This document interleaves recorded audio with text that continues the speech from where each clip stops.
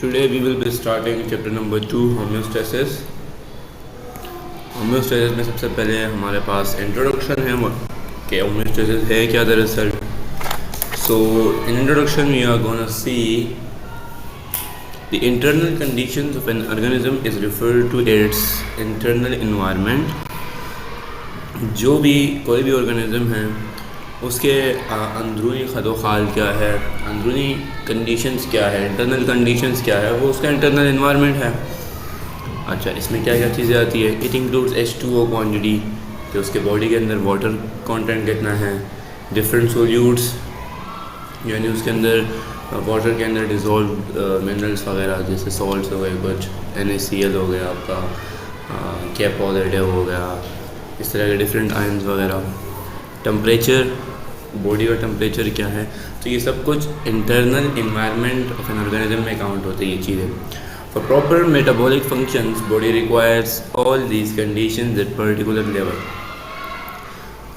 अगर हमें बॉडी को सही तरीके से फंक्शन करना है, अगर बॉडी को सही तरीके से फंक्शन करना है तो ये तमाम तर कंडीशन जो है ये एक फ़िक्स लेवल पे होने चाहिए. इसका एक रेंज होता है, उससे बाहर जाएंगे so that would cause problem, वो मसला करेगा.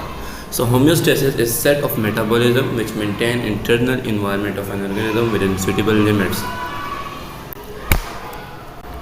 आप कह सकते हैं कि ये होम्योस्टेसिस की डिफिनेशन है. Let me highlight it. Homeostasis जो है वो सेट ऑफ मेटाबॉलिज्म है जो कि मेंटेन करता है आपके इंटरनल इन्वायरमेंट को किसी ख़ास रेंज में. अच्छा, मेटाबॉलिज्म क्या है.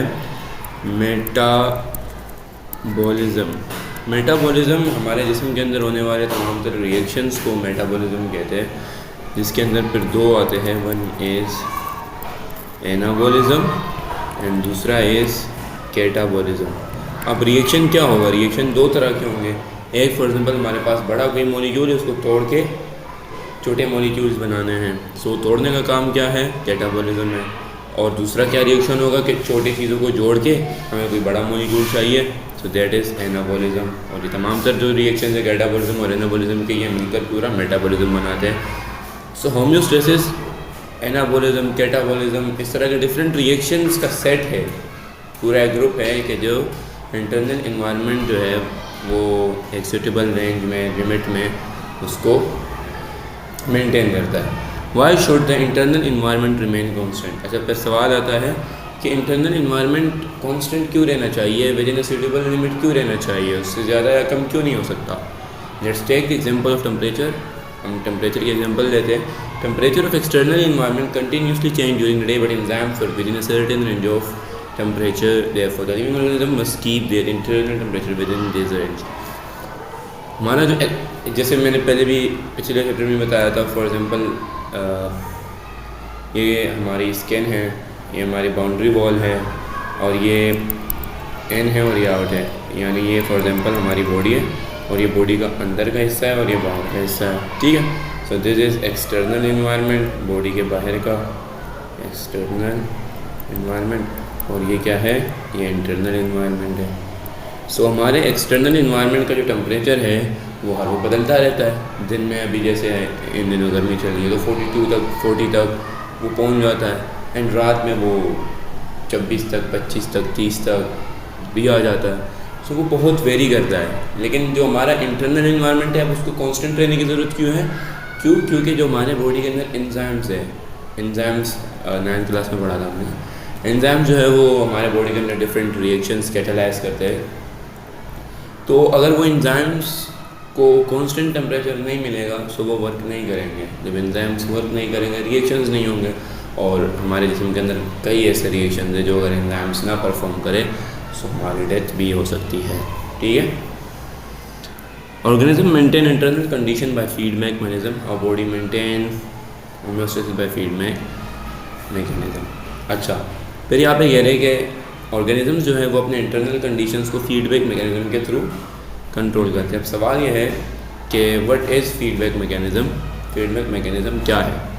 अब ये चार्ट दिया हुआ है, इसको बड़े गौर से देखना आपने, इसी से आपको समझ में आ जाएगा कि फीडबैक मैकेनिज्म है क्या. अच्छा, यहाँ से देखिएगा कंडीशन डिक्रीजेज और कंडीशन इंक्रीजेज कह रहे कोई भी कंडीशन है। फॉर एग्जांपल हम टेम्परेचर की एग्जांपल देते हैं, टेम्परेचर इंक्रीज़ कर गया, बहुत ज़्यादा गर्मी हो गई, ठीक है, तो ये फीडबैक ने डिटेक्ट कर लिया, ठीक है। अच्छा, डिटेक्ट करने के बाद दरअसल ये रिसेप्टर ने डिटेक्ट किया, फॉर एग्जांपल गर्मी हो रही है और हमारे स्किन जो है वो गर्म हो रहा है, फिर हमारा हाइपोथैलेमस इसको डिटेक्ट करेगा। Hypothalamus is a part of brain जो कि टेम्परेचर को रेगुलेट करता है, उसको सेंस वगैरह करता है। सो रिसेप्ट होगा, रिसेप्ट के बाद ये कंट्रोल सेंटर में जाएगा। रिसेप्टर इसमें क्या हुआ, हमारा स्किन हुआ, हमारे जो वो ऑर्गेनिज्म जो कि बाहर इन्वायरमेंट के साथ टच में है, क्योंकि सबसे पहले वहीं पे चेंज आएगा टेम्परेचर का। सो रिसेप्ट हुआ, रिसेप्ट के बाद वो जाएगा कंट्रोल सेंटर यानी ब्रेन के पास।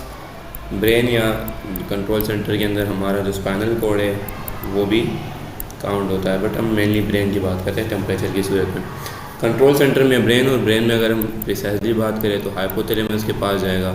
हाइपोथैलेमस को बता दिया जाएगा कि इतना टेम्परेचर है, वो डिटेक्ट करेगा और वो उसके हिसाब से कुछ मैकेनिज़्म स्टार्ट कर लेगा। जिस तरीके से पसीना निकलेगा, पसीना निकलने से क्या होगा, हमारा टेम्परेचर कम होगा, और साथ में और भी काफ़ी मैकेनिज़म्स होते हैं, आगे जाके शायद पढ़ना भी हो। Condition back to normal, migration decreasing.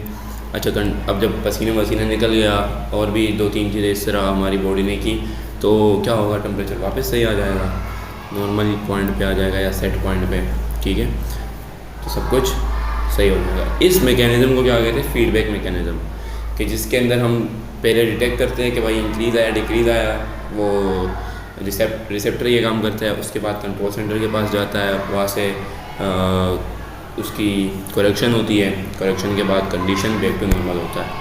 अच्छा, उसके बाद हमारे पास है adaptation of plant for different internal conditions. अब यहाँ पे वो प्लांट की बात कर रहे हैं कि प्लांट क्या एडेप्टेशंस करते हैं डिफरेंट इंटरनल कंडीशंस के लिए। यानी देखते नीचे उन्होंने क्या बताया हुआ है, बट इस हेडिंग का मतलब है एडेप्टेशन सबसे पहली क्या चीज़ है। एडेप्टेशन फॉर एग्जांपल, मैं एग्जांपल देता हूँ, वो इस टॉपिक के रिलेटेड नहीं है, बट उससे आपको एडेप्टेशन समझ में आ जाएगी। एडेप्टेशन फॉर एग्जांपल हम बात करते हैं कैमल की, ऊँट की। ऊँट रेगिस्तान में रहता है, वहाँ पे गर्मी बहुत ज़्यादा होती है, पानी की किल्लत होती है। सब ऊँट की एडेप्टेशन क्या है, एडेप्टेशन ये है कि वो कई लीटर पानी स्टोर कर सकता है और उसको यूज़ कर सकता है अपने बाद में, क्योंकि रेगिस्तान में उसको पानी नहीं मिलने वाला। सो ये उसकी एडेप्टेशन हो गई गर्मी में, रेगिस्तान में, कम पानी में, ठीक है। अच्छा, अब हम पढ़ते हैं, there are 3 main aspects of homeostasis. अच्छा, होम्योस्टेसिस के 3 मेन, अगर हम डिवाइड करें होम्योस्टेसिस को तो 3 चीज़ें, एक ऑस्मोरेगुलेशन, ठीक है, यानी हमारे बॉडी के अंदर, हमारे नहीं मतलब किसी भी ऑर्गेनिज्म के बॉडी के अंदर वाटर कितना है, सॉल्ट कितना है, सॉल्यूट्स कितने हैं, मिनरल्स वगैरह, ये सारी चीज़ें किस में आएंगी, ऑस्मोरेगुलेशन, यानी वाटर को, सॉल्ट को, डिफरेंट मिनरल्स और आयंस को बॉडी के अंदर विद इन अ रेंज रखना, मेंटेन रखना, it is called osmoregulation. Second हमारे पास है थर्मोरेगुलेशन, टेम्परेचर को विद इन नॉर्मल रेंज यानी या सेट पॉइंट पे, सेट पॉइंट हमारा क्या है 37 डिग्री सेंटीग्रेड, ठीक है, तो 37 सेंटीग्रेड पे रखना ये बॉडी को, ये क्या है, थर्मोरेगुलेशन है, ठीक है।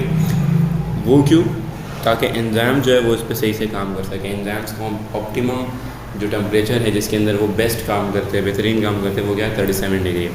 उसके बाद एक्सक्रीशन है, एक्सक्रीशन में जहाँ पे हमारे पास जो भी फजूल मादा है, टॉक्सिक वेस्ट है, एक्सेस मेटाबॉलिक सब्सटेंसेज है, सैड प्रोडक्ट्स है, वो सब क्या होते हैं हमारे बॉडी से एक्सक्रीट किए जाते हैं। जिस तरीके से आप एग्जांपल दिए हुए NH3, urea, uric acid, gums, latex, अलार्डिन करना, ठीक है। सो ये 3 एस्पेक्ट्स हैं और ये 3 चीज़ें दरअसल होम्योस्टेसिस की ही पार्ट्स हैं। इन तीनों का अगर हम सम अप करते हैं हमारे बॉडी के अंदर ऑस्मोरेगुलेशन, थर्मोरेगुलेशन और एक्सक्रीशन, तो ये तीनों ही दरअसल क्या है, होम्योस्टेसिस है।